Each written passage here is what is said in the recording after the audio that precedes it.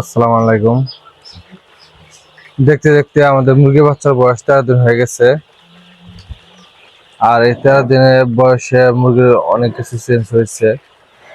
এর আগে আপনার ওইদিকে আপনার লম্বা লম্বা করে ভুড়ার ছিল, এখন ওইগুলো চেঞ্জ করে আপনার নেট দিয়ে, চারপাশে নেট দিয়ে আটকে দেওয়া হয়েছে।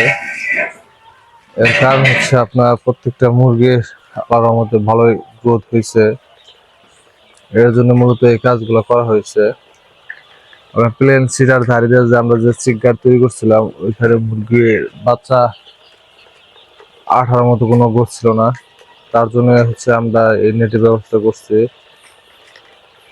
আপনার এখানে প্রায় 1000 সামথিং কিছু মুরগির বাচ্চা আছে। পাশাপাশি আপনার এইদিকে 1050টার মতো বাচ্চা রয়েছে। এখানে একটু ফাঁক ফাঁক করে দিয়েছি। আর ভোটারটা একটু তার পাশাপাশি যত লাইট ছিল সবকিছু আমরা সেট করে দিয়েছি।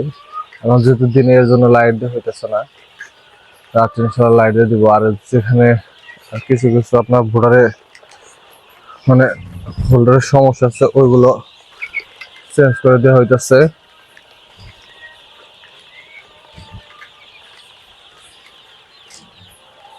কালকে অনেক কিছু চেঞ্জ করা হয়েছে, যেরকম আপনার কালকে এই বোর্ডটা চেঞ্জ হইতেছে। এর আগের যে বোর্ড ছিল ওটা সম্পূর্ণ পুড়ে গেছিল। মানে বোর্ডারের এই পরিমাণ আপনার মানে লোড নিছে যে আপনার এই ভিতরে বোর্ডারের ভিতরে তার তো সবকিছু পুড়ে গেছিল বোর্ডের ভিতরে।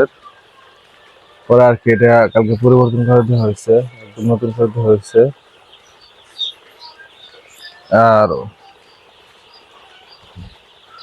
ওই পাশে আর ফার্মে দেখি কি করতেছে। ওই যে ওইটা আরেকটা ফার্ম, এখন বেশি ডিম তোলার টাইম। এই ঘরে আপনার ডিম তুলতেছে। কয় গেছ তুলছস রে? কয় গেছ তুলছস? কয় গেছ তুলছস? 5টা 9টা। কালকে কয় গেছিস চাল? 47। কালকে 47 গেছে। আর এখানে প্রায় আপনার 1500-1600 মতো মুরগি আছে আপনার।